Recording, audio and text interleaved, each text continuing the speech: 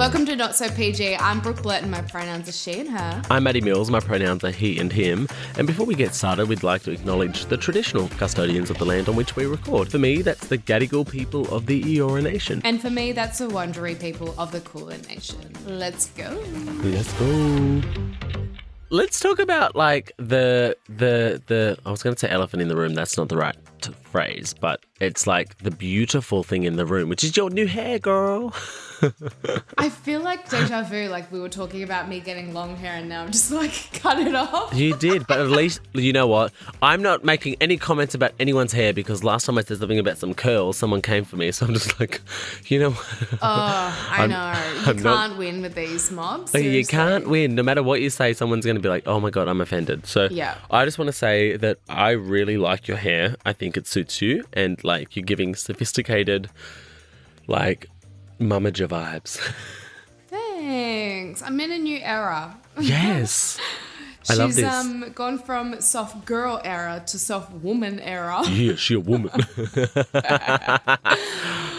I also feel like, okay, this is weird and I know I don't want to like drag this out, but I feel like the saying in my mind is like, I attract, not chase. Mm-hmm. Since I've got my hair, that is like the saying that's been stuck literally in my hair and head. Because I feel like it's giving a new energy and new personality. And my friends have all said this to me. They're like, there was like this energy in there, yeah, but this hair brings it out.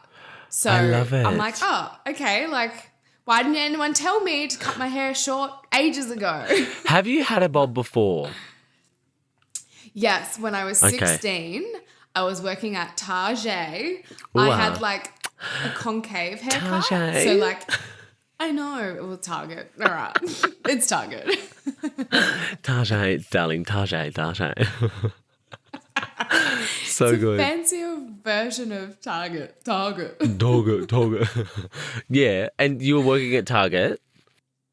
I was 16. I was working at Target. I was working in cosmetics and I had like this concave haircut which made me feel like I was like 20 but I was 16. Big old girl working there with like a child. Well, how crazy. Like this is what I mean. I feel like I'm 28 and I feel like I've been 28 for the last 4 years. Amen, sis. I feel like I'm way older than 28. Like That's seriously what I mean. feel much older than my age and I felt that way for a long time. I think it's the way that we sort of hold ourselves within the industry as well. Like for me, I find that I'm always constantly like holding myself at like a older age, a more mature level than where like most people in my, I suppose, age group are. So yeah, I feel ya. So I feel like it's now I've got the chance to like, I think a lot of people since I've got my hair cut have treated me a little bit differently. I know it sounds so weird. Yeah. I know. And it's only been a week. So it'll be a week on Tuesday that I've had this. And in the week that I've had, I have just had some weird things happen to me that I'm like, what the fuck? Like, okay. Yeah, it's crazy. It's weird. Anyways, new hair, don't care. Still, still the same me. Does it feel nice though? Like, because you had such long hair now, does it feel like really light and like wavy? There was a bit of a sentimental meaning to why I cut my hair.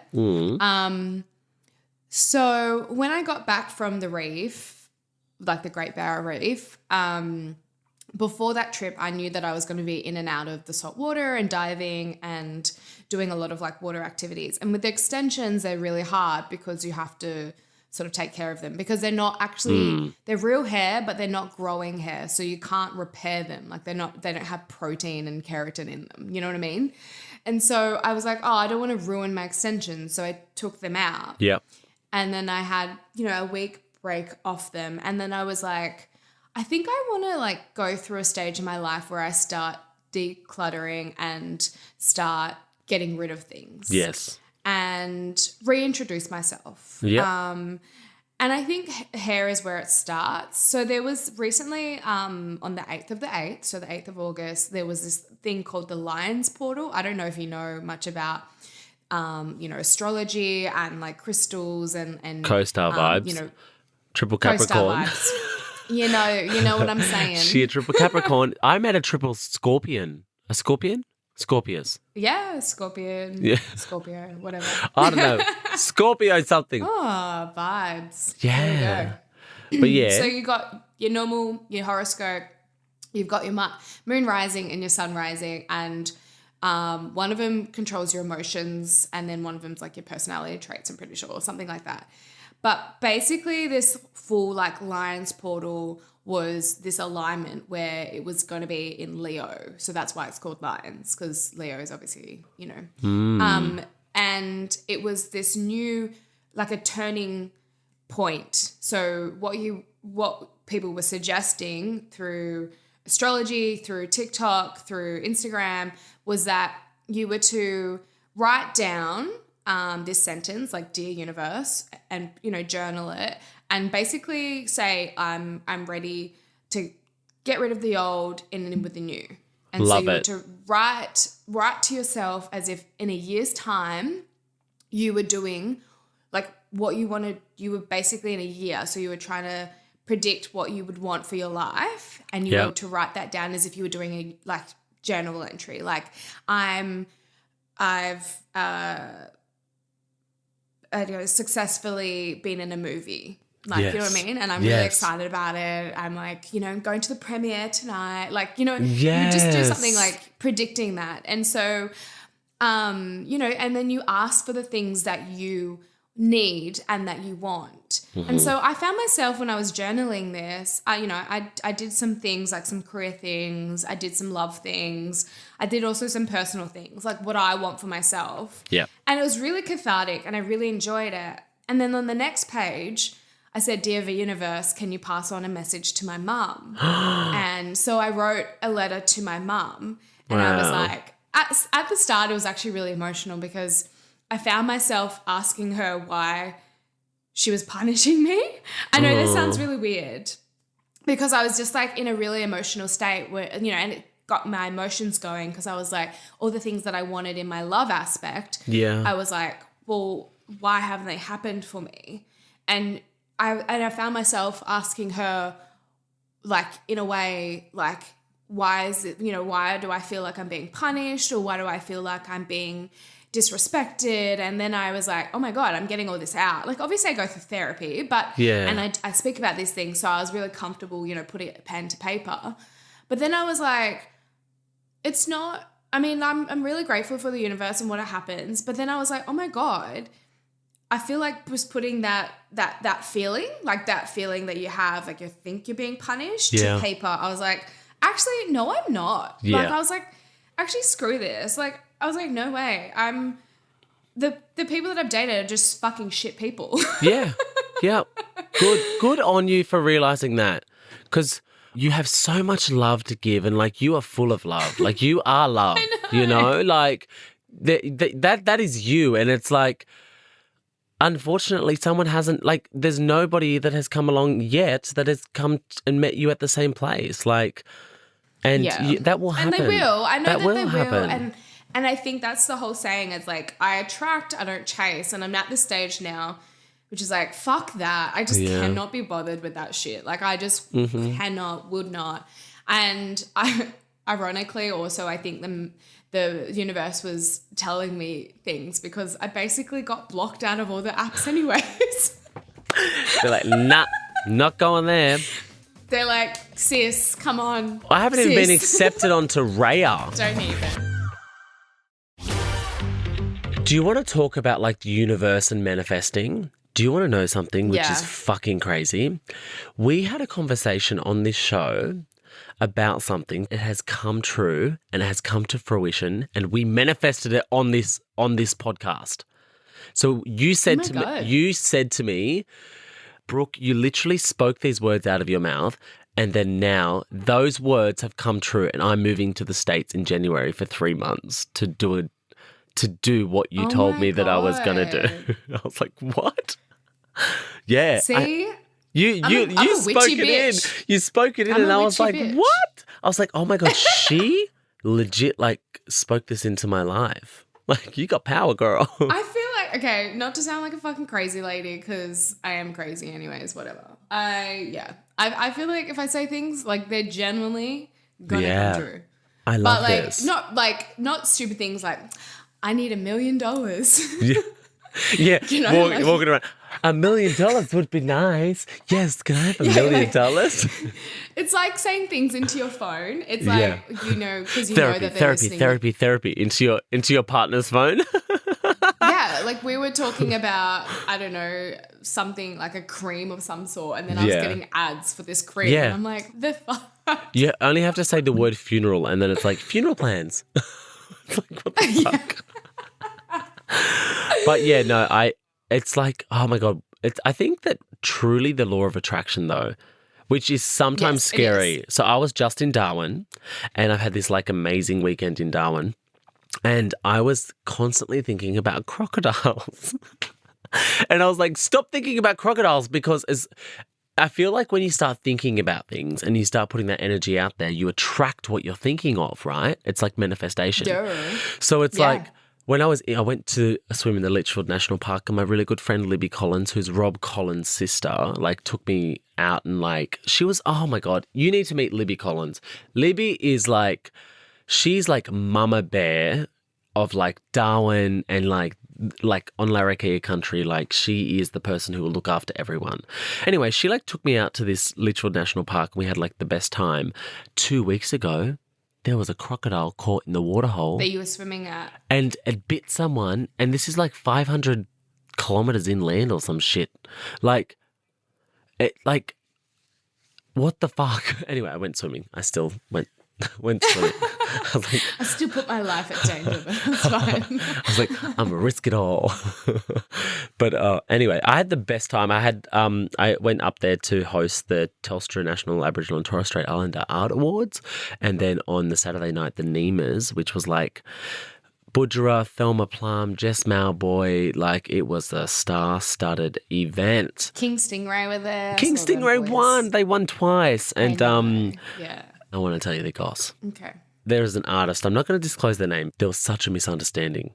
And like, somebody has judged me without knowing any facts. And I went up to them and I was like, you know what? Congratulations on all your success. I'm, big fan. I've been following your journey, been really trying to support.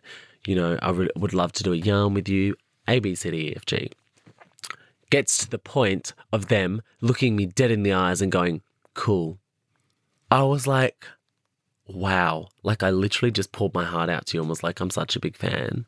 And you went, cool. As you know, I've supported this artist from day dot. Since they were nobody, now they're in this big world stage, and I'm like supporting them. And I'll continue to support them because this yarn is like, they had a misunderstanding. Basically what happened is I did an experience 2 years ago on their country with somebody who was a tour guide, not even someone I know. Since that moment, this artist and their family have had a problem with me because I did an experience with somebody on their country who is supposedly really polarizing, and like there's a lot of politics going on in their country, and there's a lot of like stuff behind the scenes that I don't know about. I'm not from there. I don't have the intel.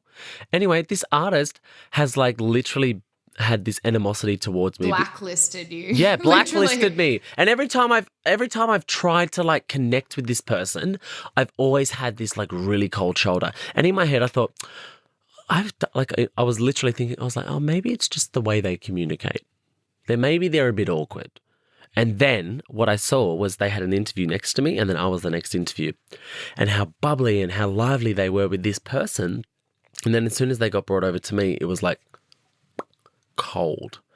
And I was like, what has happened?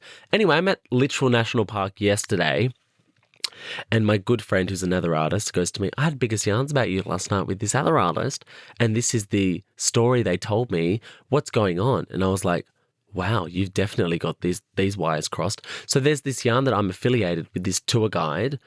I don't know her from a bar of soap. She pointed at the oysters and said, there's oysters there. That's as far as I know her. Like, legit. Like, she was like, there's oysters there, and there's bunya nuts over there, and there's a tree over there. That's as much as that's as much as I know about her. Like, anyway, so this artist doesn't like me because I did a fucking tourist campaign. Can I talk more on this? Black politics. Yeah, like black politics is a thing. Like I recently found out the same sort of similar vibe that, you know, that these people don't like me and they have no reason to not. Absolutely. And I've always been so respectful to them. I've always been so lovely. Actually, there's two people, right? So there's two people that I support, I'll share, I'll comment, I'll react, and they've given me nothing. Like I can literally look at my notifications and they've given me nothing. And I was like, I didn't realize, because I'm just like, that's not where my focus is at, right? I'm not into the black politics. Like I'm out here supporting anyone. Like if someone's got a problem with someone, I don't fucking know about it because I don't care. Yeah. And so the thing is, I'm in my own little bubble, do my own little thing. I don't need to express or prove my Aboriginality to you, to the white people, to anyone. I fucking know where I come from, and my family know where I come from. My family know who I am. Yeah. My people know who I am. Yeah.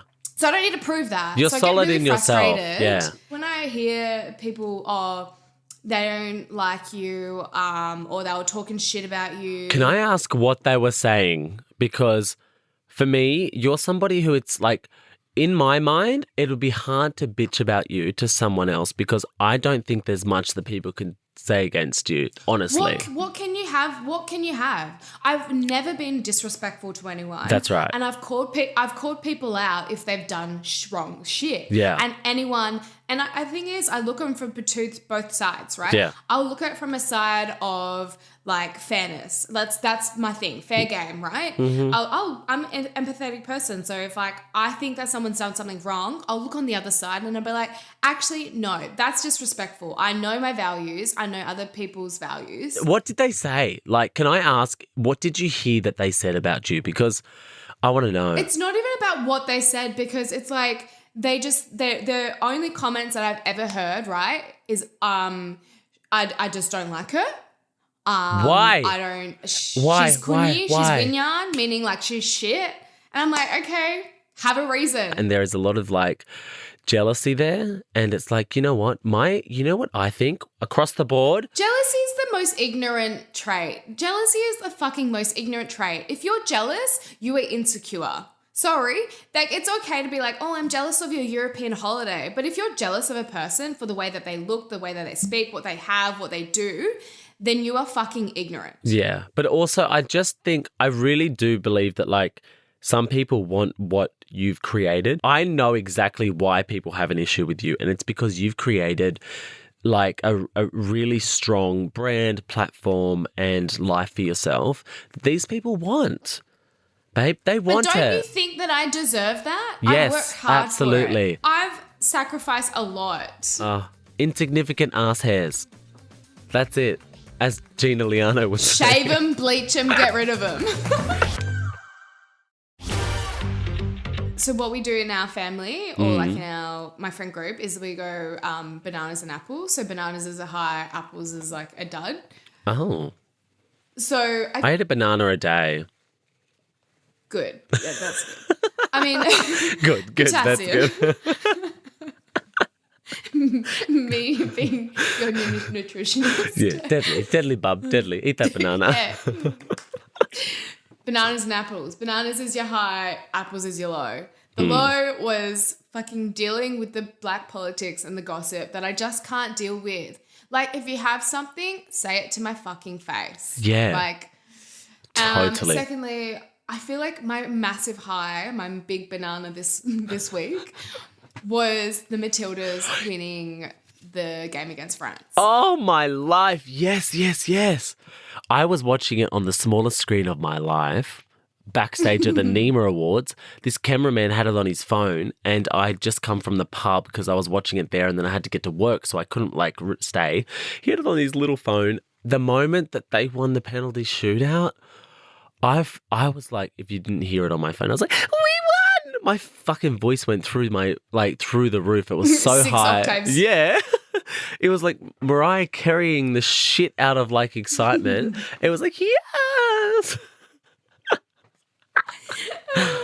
But seriously, it was what a moment. Where were you and how did you react? I had the most wholesome night. I literally was at home, face mask, hair mask in, like chilling at home, like by myself. It was so nice because I mean, I had plans to see it with other people, but I actually just wanted to have that moment by myself. And I'm actually so glad I did. Good. But there's actually, talking about black politics. Yeah. Let's talk about sport politics for like a split second because there's been so many different things in the, since then, but even before then. So we're into the semi-final, right? That's groundbreaking. Like it's the first time Matildas have made history basically, and this will be the first time that they're in the semi-final. So they could potentially win the World Cup. I'm saying it now. Matildas will win the World Cup. I'm manifesting. Oh my God, the momentum is here. The momentum, the feeling, yes, I agree with you. We're going to do it. We're going to do it. But Australia is all on board for this, right? We've all supported you. My feed that night was all in support of the Matildas. Like there wasn't really one person that was,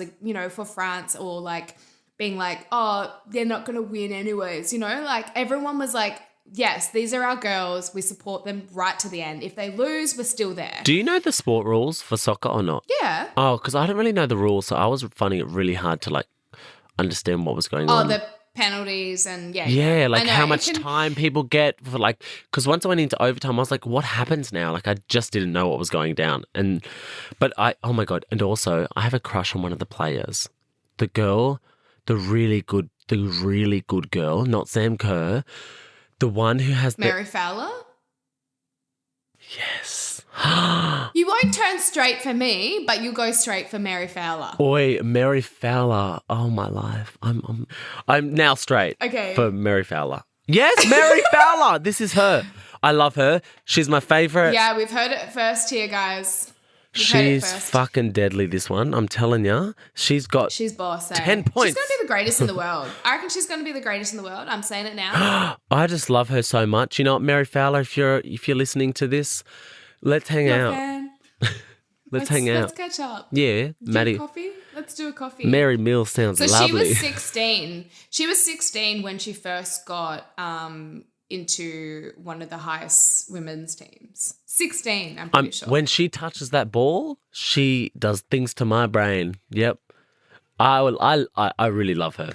Biggest fan. Well, on that note, because I feel like I just want to like finish a high, low, and then a high. Yeah. I fucking hate when everyone else is like, onside. I'm going to use some soccer references. Mm-hmm. Everyone's onside. Everyone's like supporting the Matildas. And then we got like Peter Dunn. Yes. You can beep that out. Who wants to go make comments like, what did he say? He was like, I want to see more from the Matildas. I need more detail before we can support the Matildas. Bruh, go and shine your head, you baldy dog. We all know, obviously, he's against the no, he's the no vote. But like, bro, what do you do? You don't predict the grand final. Yeah. So like, what makes you think that you're going to be like, I want to see more detail. I want to see, what do you want to see? It's a game. You don't know the outcome, you dumb. You know what? He's a dud. Peter Dud. That's his name. Peter Dud. The articles that I've seen as well that like Sam Kerr has had to comment on, the poor gal, fuck me, seriously. It's like, not only can you just like not play sport, play the game that you love and that you dreamed of playing, you've also got to deal with the politics. It's ridiculous. And I want to finish on a high. Did you watch the Colombia versus England game? No, I didn't, no. Well, I was hoping that Colombia would win because Malaga from Darwin now. See, I've been in Darwin 2 days now. I'm speaking their language. This fella that I'm dating is Colombian. And I was like, oh, it could have been Australia versus Colombia. And then we could have had like an amazing moment. Anyway, that didn't last. Yeah, I didn't want England to win, but I wanted England out. I'm glad the US is out. But who is the top runner? Who's like the best? Matildas. The US are pretty... Well, yeah, the Matildas are, I'd say... this is the first year that they've been in a semi-final. And you know what? The best thing is that it's on home country. You know what I mean? Yeah. We should go to the game. Can we go? Hey, Nova. Okay, good luck getting if you're listening, ticket. Nova, these mob have tickets, surely. Chae's Nah, honestly. shaking his head at me. Sold out in bold writing right now and highlighted and in font 50,000. Yeah, no chance, Gal. Okay. It's going to be, nah. It's going to be I'm trying to absolute get berserk. tickets to Luke Coombs, country fella, Yeah. for my dad, because this is so black. My dad wakes up in the morning and plays Luke Coombs on his phone. I listen to Luke. What do you mean? That's what I do. Yeah, but he listens to him like walking around the You house. got a Like, fast car. I got ticket for anywhere. oh, he's so It's my good. mum's song. Anyways, okay, well, let's wrap that up on fast car out of here because you got to go to work now. I know, I've got to go to rehearsals. Oh my God, there's been some drama. Wow, I need to tell you some goss. That can wait till next week. Next but week, we're make sure you tune in. Apparently, we're not going to be able to do next week because Chae's going to be away on his birthday. Oh, Happy birthday to you. yeah. It's fine. I will be here. I will be here. Thank you. No, well, yeah. No, but yes. Well, okay. On that note, that's all we have time for today. Thank you guys so much for listening to Not So PG. If you love us, leave us a 5-star rating and a little review. And if you want to tell us something, follow us on socials and slide into the DMs. Brooke's handle is @Brooke.Blurton. My handle is @It's Matty Mills. And you can follow all the Nova Podcast action over at Nova Podcast Official. Bye. Bye. Bye.